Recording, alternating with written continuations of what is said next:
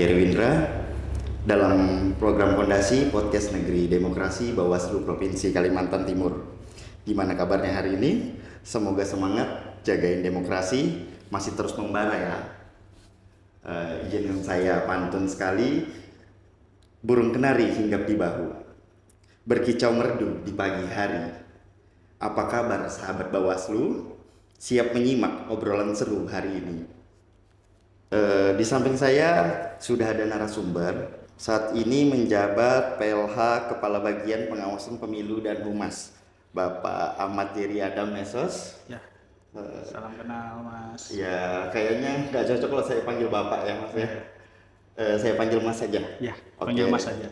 Ya, jadi gini, sahabat Bawaslu, Mas Ahmad Jerry Adam Mesos ini lahir di Kabupaten Kutai Timur 14 Agustus 1993. Zodiaknya Leo. Betul, bisa sampai tahu. Leo itu karakternya biasa dikenal memiliki jiwa kepemimpinan yang kuat, percaya diri, kreatif, dan sangat setia kawan. Wah, saya banget itu. Alhamdulillah. Alhamdulillah. Ya, jadi itu sekedar pembuka dari saya. Mungkin bisa langsung saja Mas Jerry ya. Siap. Ini ada beberapa pertanyaan yang udah tim Humas rangkum. Mulai dari suka duka pengawasan. Bisa nggak Mas ceritakan sedikit cerita unik atau tantangan paling berat saat mengawas tahapan pemilu di wilayah luas seperti Kalimantan Timur? Ya, jadi terima kasih sebelumnya kepada teman-teman Humas yang sudah mengundang saya sebagai narasumber. Jadi untuk pemilu serentak di 2024 dan Pilkada 2024 yang lalu merupakan pengalaman pertama saya sebagai insan Bawaslu, Sekretariat Bawaslu Provinsi Kalimantan Timur dalam hal menjalankan tugas-tugas fasilitasi pengawasan. Jadi alhamdulillah di pemilu dan Pilkada 2024 yang lalu banyak Mas suka duka saya dalam hal memfasilitasi pimpinan pada saat melakukan pengawasan. Jadi pernah satu ketika mungkin salah satu yang menurut saya berkesan ya dalam hal letak geografis Kalimantan Timur ini kan sangat luas, ya sangat luas dan juga jalanan menuju akses ya kan, terus juga sinyal dan sebagainya juga ada beberapa daerah yang memang agak sulit untuk kita capai. Nah, salah satunya pada saat Pilkada tahun 2024 lalu, saya pernah sempat merasakan sampai ke kecamatan terdalam. Salah satunya kecamatan di Long Apari. Wow. Long Apari, Mahakamulu.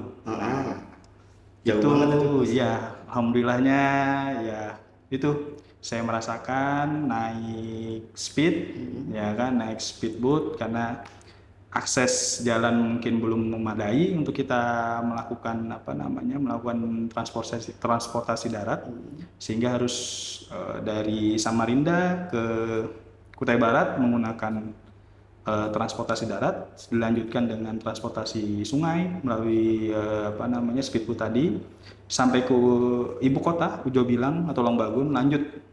Nah, itulah beberapa pengalaman saya merasakan medan yang sangat-sangat berat dan juga menantang.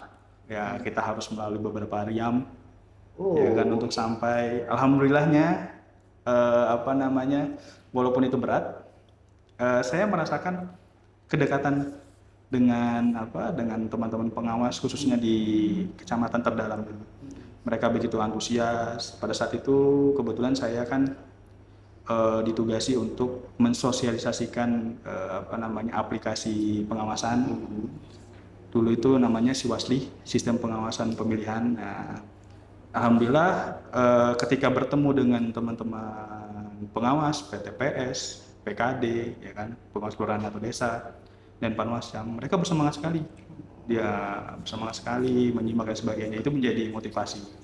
Walaupun jarak lumayan jauh Oh, gitu. dan menantang. Oke, tapi minta maaf nih Mas, saya sedikit bertanya terkait riam. Riam itu artinya sungai yang deras. Ya, Eh, sungai yang dia bentuknya itu ada apa namanya aliran sungai yang sangat deras. Di situ ada batu-batu besar di kiri kanan.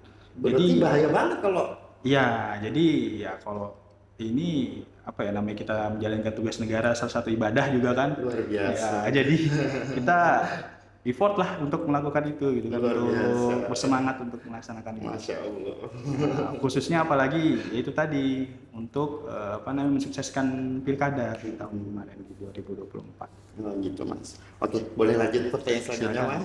Ya. Ya. Ini terkait mitigasi kerawanan Mas.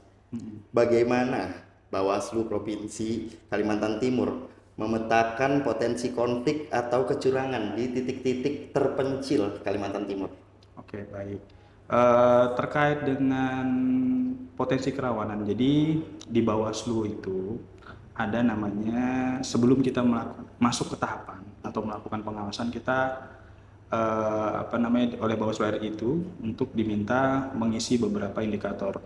Nah, nanti goalsnya dari indikator yang kita isi dari beberapa hal yang apa ya yang kita petakan itu nanti menjadi sebuah indeks. Nah, namanya indeks kerawanan pemilu atau pemilihan. Nah, biasanya kita sebutnya IKP. Nah, IKP ini merupakan salah satu parameter yang digunakan oleh Bawaslu RI untuk mengukur kerawanan-kerawanan.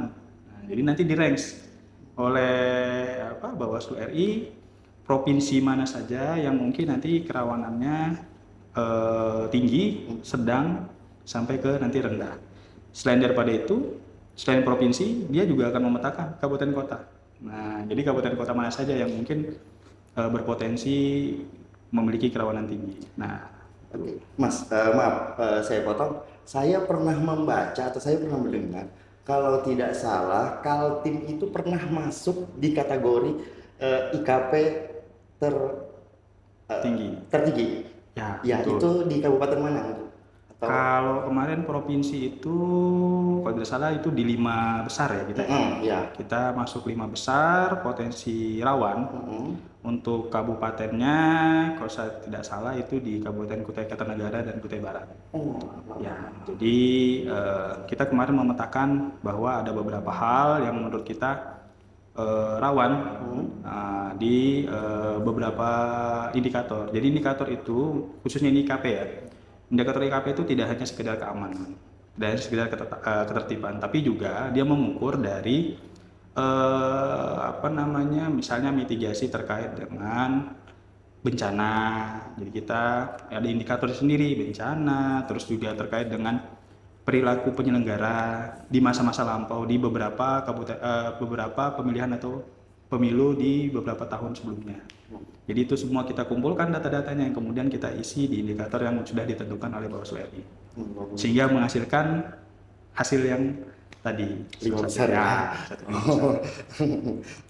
Semoga kedepannya nanti bisa berkurang ya Mas, nggak 5 besar lagi. Amin. Karena kayaknya rawan banget tuh kalau Iya. sampai 5 besar tuh. Oke, pertanyaan lanjutnya boleh Mas? Boleh, silakan. Perang narasi nih.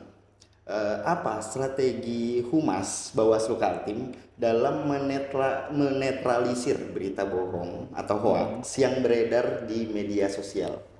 Oke, terkait dengan perang narasi ya tadi. Ya. Baik, dari kita selaku selaku humas yang memfasilitasi humas hubungan masyarakat, tentu kita juga memiliki beberapa platform humas, di mana medsos kita juga selalu aktif. Nah, salah satunya ini Pondasi. Ini kan salah satu platform dari humas. Ya, di mana ini juga kita gunakan untuk mengedukasi masyarakat khususnya terkait dengan berita-berita hoax, berita bohong, atau selain itu mengedukasi terkait dengan kepemiluan. Nah, salah satunya juga terkait dengan tahapan. Dulu kita pernah pada saat 2024 ada yang namanya tim fasilitasi pengawasan cyber. Jadi dari Bawaslu RI berkolaborasi dengan kalau tidak salah salah satu lembaga dan juga beberapa platform media yang ada di RI guna untuk melakukan pengawasan digital atau pengawasan di media sosial. Jika ada beberapa hal yang kita temukan, misalnya berita hoax atau berita-berita hal terkait dengan politik yang tidak sesuai dengan aturan, ya kita nanti akan sampaikan ke Bawaslu RI untuk dilakukan take down biasanya. Oh gitu ya. Ya, nanti itu juga disampaikan oleh Bawaslu RI ke platform media sosial. Ya, seperti itu biasanya, Mas. Oke Mas, boleh lanjut ya Mas ya? Ya, silakan lanjut. Terkait transparansi publik nih Mas. Sejauh mana masyarakat bisa mengakses data pelanggaran dan hasil pengawasan melalui kanal digital Bawaslu? Oke, ini berkaitan dengan keterbukaan publik. Ya, jadi kita Bawaslu Provinsi Kalimantan Timur sudah berkomitmen untuk memberikan pelayanan yang terbaik, terutama pelayanan informasi publik. Salah satunya bisa diakses melalui website. Nah, di website kita bisa memilih menu PPID namanya. Nah, itu adalah kanal untuk permohonan informasi layanan publik. Nanti kita akan layani sesuai dengan ketentuan yang berlaku terkait dengan beberapa hal yang mungkin diminta oleh masyarakat. Ya, seperti itu biasanya, Mas. Oke Mas, ini ada apa ada program-program Goes to School atau kampus atau desa binaan yang tetap jalan meski pemilu usai seperti sekarang? Oke. Untuk menjawab itu, di kita kemarin beberapa waktu yang lalu mungkin ya untuk saat ini kita ada namanya program P2P. Nah, P2P itu adalah Pendidikan Pengawas Partisipatif. Ya, ini adalah salah satu program dari Bawaslu Republik Indonesia guna untuk memberikan edukasi baik itu kepada masyarakat, mahasiswa atau pelajar yang dia nanti kita rangkul, ya kan, kita lakukan proses pembelajaran yang nanti mereka akan mendapatkan edukasi terkait kepemimpinan dan demokrasi. Nah, berbagai macam strategi, misalnya strategi pencegahan, teknis-teknis dan sebagainya, hal-hal yang berkaitan dengan pencegahan, pengawasan partisipatif, kita akan bahas di situ. Ya, dengan mereka sebagai pesertanya.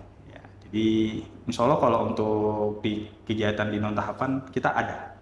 Oh gitu. Mungkin bisa diinformasikan lagi Mas Ya. lebih lanjut terkait P2P, kegiatan pendidikan pengawas partisipatif, itu lebih detailnya mungkin di bulan berapa atau mungkin tanggal berapa? Apa boleh? Oh ya, boleh. Jadi insya Allah untuk pendidikan pengawas partisipatif yang rencananya dari Bawaslu Republik Indonesia insya Allah akan kick off di tanggal 12 Mei 2026 yang kemudian akan dilanjutkan di tiap-tiap kabupaten kota. Nah, untuk di Provinsi Kalimantan Timur insya Allah akan dimulai di akhir Mei atau di awal bulan Juni 2026 dengan peserta yang sudah mendaftarkan di beberapa waktu yang lalu di akun-akun media sosialnya Bawaslu Kaltim dan Bawaslu Kabupaten Kota. Semoga pesertanya bisa lebih nambah atau mungkin gimana ya Mas? Harapannya sih itu saya. Ya, kalau saya sih harapannya ya mudahan sukses lah acara ini kan. Amin. Nah, karena ini juga berkesinambungan.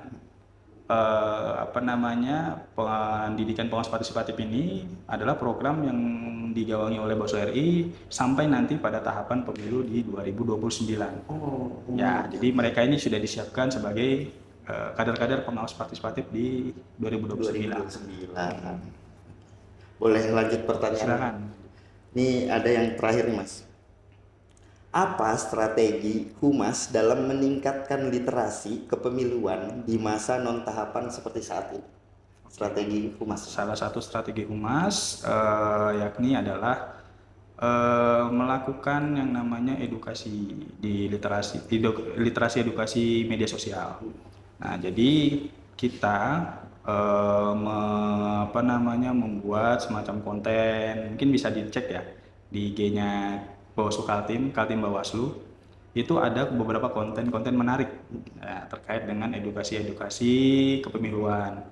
Ya, salah satu contoh misalnya terkait dengan PDPB, pengawasan daftar pemilih berkelanjutan. Nah, di situ kita akan mengetahui berapa jumlah pemilih yang ada di Provinsi Kalimantan Timur ya selama proses penyusunan daftar pemilih di 2029.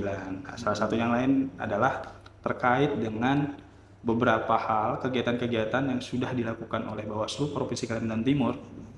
Salah satunya adalah misalnya contoh konsolidasi demokrasi. Ya, itu juga merupakan bagian dari strategi humas. Nah, strategi humas untuk tadi meningkatkan literatur kepemiluan. Gitu ya, Seperti Mas. itu. Oke, baik sahabat Bawaslu. Eh, Mungkin mohon maaf Mas, ini kan kita ada 2 sesi nih. Oh ya, siap. Jadi yang pertama sudah Mas Kabak sudah menjawab beberapa pertanyaan yang dirangkum oleh tim Humas. Selanjutnya mungkin ada sesi 2 terkait mitos dan fakta. Jadi Mas Kabak hanya cukup memperlihatkan kepada sahabat Bawaslu ini mitos atau fakta. Nanti pertanyaannya akan saya susun mungkin sekitar 5 pertanyaan dan Oh, boleh. Mas Kabak boleh menjelaskan nih kenapa mitos, kenapa fakta. Siap. Gitu. Baik sahabat Bawaslu, saat ini menyambung langsung ke sesi mitos atau fakta. Yang pertama nih Mas Kabak, Siap. mitos atau fakta? Bawaslu hanya sibuk dan bekerja saat masa kampanye dan hari pencoblosan saja. Itu jawabannya adalah mitos. Mitos. Ya, jadi Oke. sahabat Bawaslu itu tidak hanya bekerja pada saat tahapan kampanye dan tahapan pemungutan suara saja, tapi dia juga bekerja di semua tahapan. Nah, walaupun non tahapan pun dia tetap bekerja. Seperti contoh tadi, untuk non tahapan kita masih mengawal yang namanya pemutakhiran data pemilih berkelanjutan.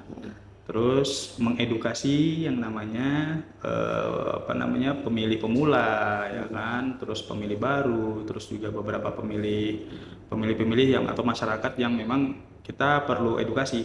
Nah, dan juga konsolidasi demokrasi.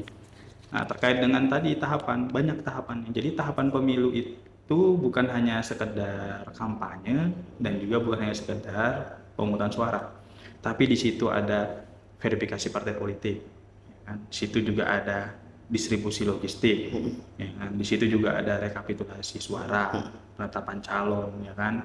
Dan sampai nanti terakhir ya penetapan pemenang dari pemilu atau pilkada itu sendiri. Itu juga kita perlu yang namanya pengawasan.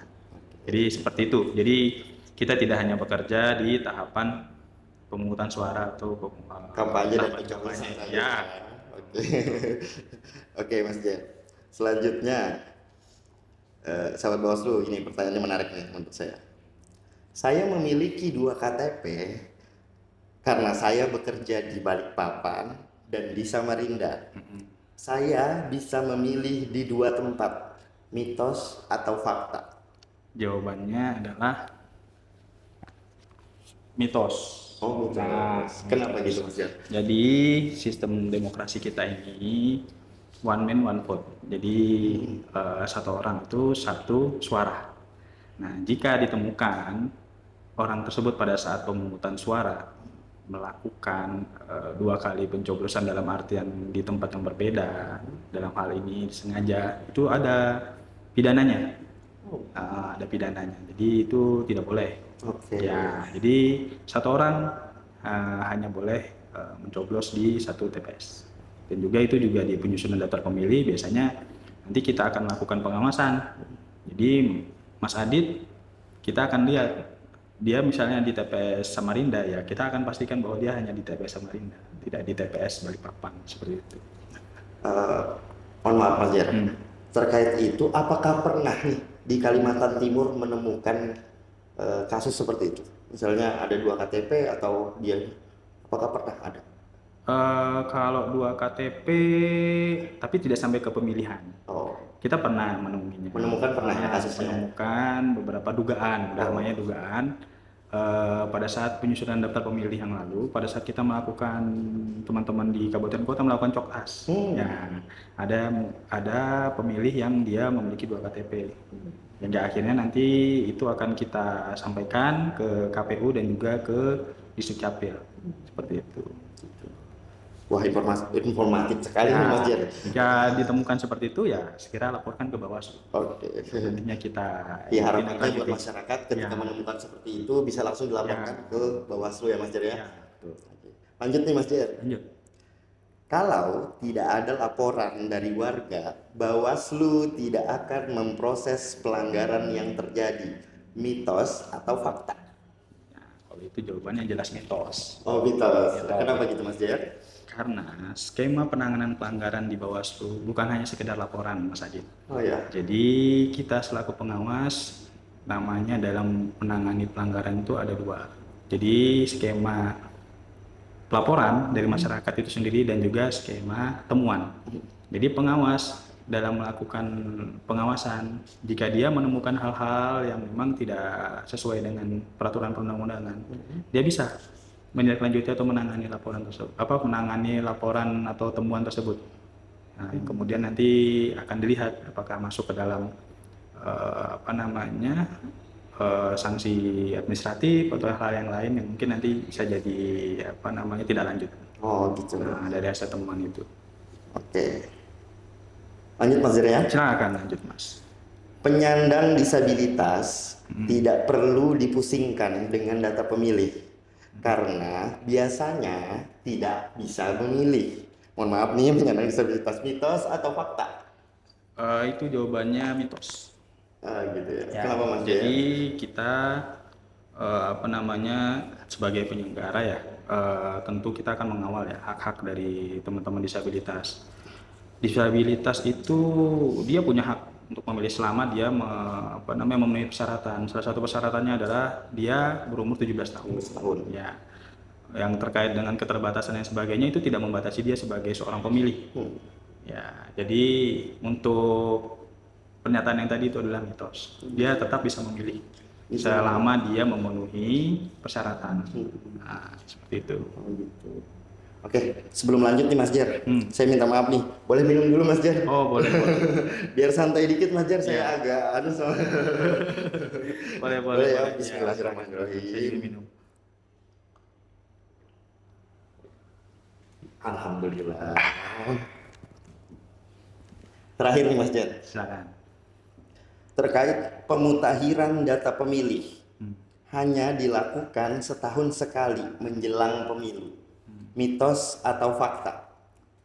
Itu jawabannya hampir sama seperti yang sebelumnya, mitos. Mitos ya. Jadi faktanya apa nih Mas? Faktanya itu berdasarkan peraturan perundang-undangan, pemutakhiran data pemilih itu dilakukan khusus di tingkat kabupaten kota.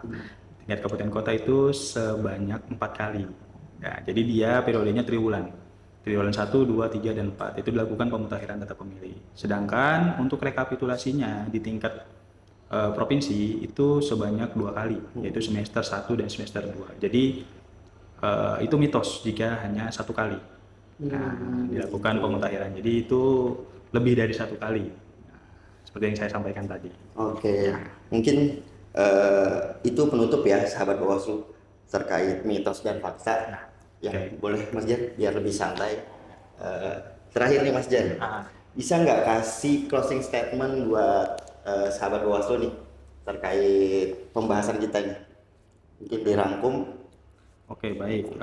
Terima kasih sebelumnya Mas Adit atas undangan dan beberapa hal yang tadi ditanyakan. Sebelumnya sahabat Bawaslu, beberapa hal yang mungkin yang akan saya sampaikan. Bawaslu itu tidak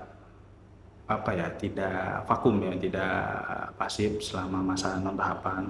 Bawaslu tetap bekerja. Ya, ada kerja-kerja di non tahapan. Salah satu tadi adalah pemutakhiran data pemilih, terus edukasi literasi kepemiluan kepada masyarakat, dan juga salah satunya juga yang saat ini dilakukan adalah konsolidasi demokrasi. Nah, itu hal-hal yang dilakukan oleh Bawaslu, kerja-kerja Bawaslu untuk saat ini. Nah, selain daripada itu, terkait dengan kegiatan non tahapan tadi, salah satunya pemutahiran data pemilih, kami juga sangat meminta kepada masyarakat, khusus masyarakat Provinsi Kalimantan Timur, jika masyarakat belum terdaftar. Nah, belum terdaftar sebagai pemilih, itu bisa dicek DPT online. Silakan dimasukkan nicknya. Jika masih memenuhi syarat tapi tidak masuk ke dalam daftar pemilih, itu bisa disampaikan ke posko aduan di Bawaslu Kabupaten Kota. Nah, kita juga ada di medsos, misalnya mau di DM atau dan sebagainya, kita bisa. Nah, jadi seperti itu Mas Adit. Selain daripada itu, terkait dengan pendidikan pengawas partisipatif. Nah, ini juga salah satu program prioritas nasional yang saat ini sedang kita galakan untuk mengedukasi masyarakat untuk persiapan pada pemilu tahun 2029 nanti. Ya, mungkin seperti itu Mas Adit. Konsisten. Baik, sahabat Bawaslu, nggak kerasa kita sudah di penghujung obrolan. Semoga poin-poin tadi bisa jadi bekal buat kita semua warga Kalimantan Timur biar makin melek demokrasi. Jangan lupa pantau terus sosial media Bawaslu Kalimantan Timur untuk info-info terbaru. Sampai jumpa di episode berikutnya. Bersama rakyat, awasi pemilu, bersama Bawaslu, tegakkan keadilan pemilu. Dadah. Ketemu lagi.